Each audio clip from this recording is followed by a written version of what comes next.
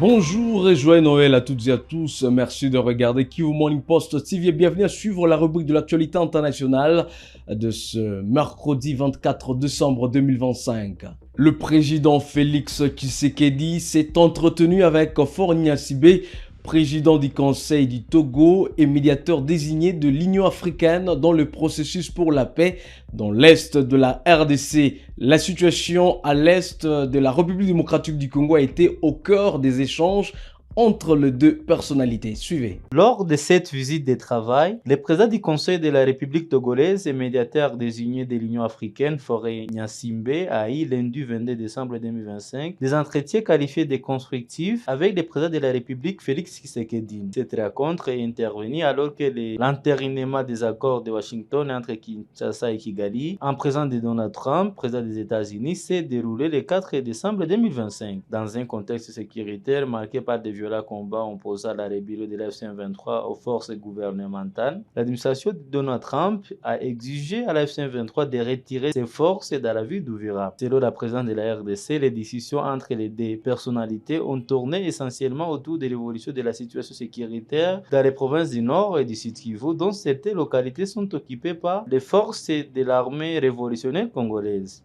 Les deux présidents ont également discuté des moyens de renforcer la coopération bilatérale entre les Togo et la RDC. Au-delà de sa participation aux réunions du mécanisme conjoint de coordination en matière de sécurité sous l'égide de Washington, le Togo, dirigé par Gnassingbé, attend désormais faire bouger les lignes.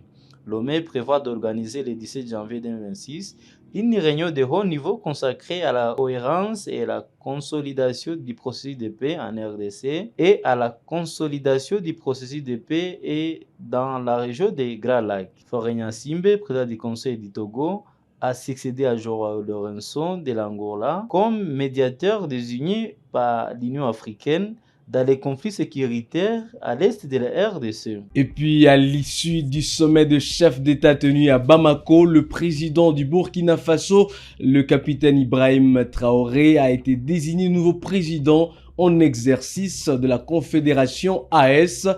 Cette désignation consacre la continuité politique et stratégique de l'Alliance sahélienne fondée sur la souveraineté, la solidarité et la défense collective. Dans un contexte régional marqué par de forts enjeux sécuritaires et économiques, cette prise de fonction symbolise la volonté des États membres de renforcer l'intégration confédérale et d'accélérer la mise en œuvre des instruments communs au service du peuple de l'AES. Je voudrais aussi rendre un hommage appuyé à nos vaillantes forces combattantes qui mènent un travail colossal sur le terrain et qui permettent qu'aujourd'hui nous pouvons nous retrouver ici pour communier au nom de nos populations. Je vais m'excuser encore une fois de plus auprès de ceux que mes mots pourraient vexer, parce que je n'irai pas par le dos de la cuillère. Nous allons nous attaquer encore aux mots qui miment l'Afrique.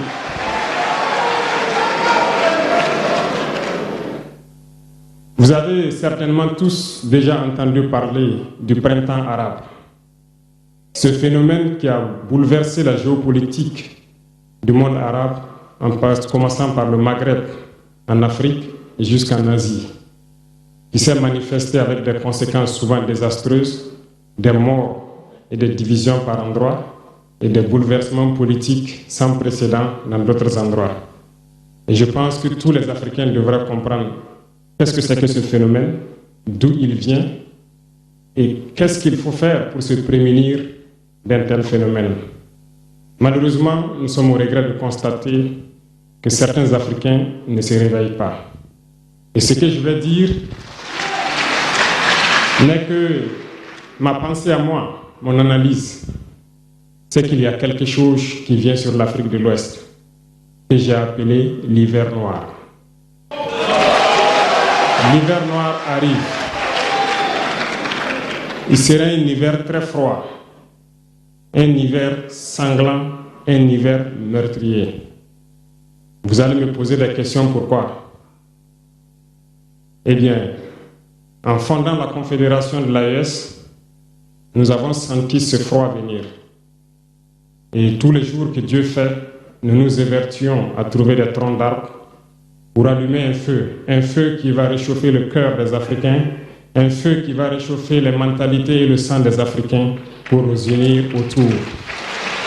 Nous nous sommes évertués également à faire la chasse aux loups pour essayer d'utiliser leur peau pour faire des manteaux pour nous protéger du froid de l'hiver.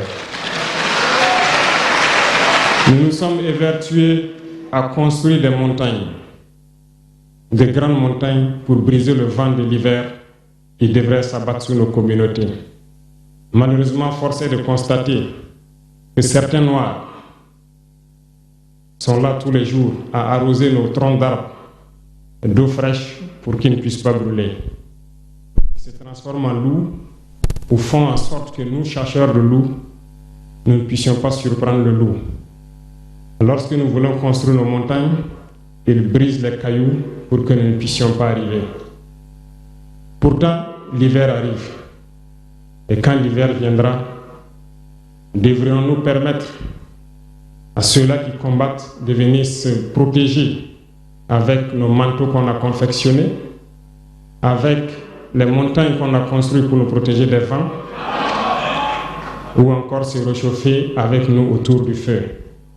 Telle est la question qu'il faut qu'on se pose. Qu'adviendra-t-il donc du panafricanisme quand l'hiver viendra? L'hiver viendra parce que la guerre se transporte en Afrique de l'Ouest. Les impérialistes font tout pour mettre l'Afrique de l'Ouest à feu et à sang. Mais du sommet de l'État jusqu'à certaines populations, soit nous faisons semblant de ne pas voir venir le danger, ou bien nous sommes nous-mêmes complices de ce qui va arriver. L'administration Trump a décidé de rappeler les ambassadeurs américains en poste dans 30 pays, dont 15 en Afrique, notamment le Nigeria, le Burundi, le Cameroun, le Cap-Vert, le Gabon, la Côte d'Ivoire, Madagascar, l'île Maurice, le Niger, le Rwanda, le Sénégal, la Somalie, l'Algérie, l'Égypte et l'Ouganda sont concernés par cette mesure. Selon deux responsables du département d'État, les chefs de mission d'au moins 29 pays ont été informés la semaine dernière que leur mandat prendrait fin en janvier. Tous avaient pris leurs fonctions sous l'administration Biden, mais avaient survécu à une première vague d'éviction au cours des premiers mois du second mandat de Trump, laquelle visait principalement les personnes nommées pour des raisons politiques. La situation a changé mercredi lorsqu'ils ont commencé à recevoir des notifications des responsables à Washington concernant leur départ imminent. Les ambassadeurs servent au bon vouloir du président, bien qu'ils restent généralement en poste pendant 3 à 4 ans. Les personnes concernées par ces remaniements ne perdent pas leurs emplois au sein du service diplomatique, mais retourneront à Washington pour d'autres affectations si elles souhaitent les accepter, ont précisé les responsables. Le département d'État a refusé de commenter les nombres exacts ou l'identité des ambassadeurs concernés, mais a défendu ces changements les qualifiant de processus standards dans toute administration. Il a souligné qu'un ambassadeur était un représentant personnel du président et qu'il est du droit du président de s'assurer qu'il dispose dans ces pays des personnes qui font avancer le programme America First. L'Afrique est le continent le plus touché par ces rappels, avec des ambassadeurs retirés des 13 pays, le Burundi, le Cameroun, le Cap-Vert, le Gabon, la Côte d'Ivoire, Madagascar, Maurice, le Niger, le Nigeria, le Rwanda, le Sénégal, la Somalie et l'Ouganda. L'Asie arrive en deuxième position avec des changements d'ambassadeurs de 6 pays. Le Fidji, le Laos, les îles Marshall, la Papouasie-Nouvelle-Guinée, les Philippines, le Vietnam. 4 pays européens sont concernés.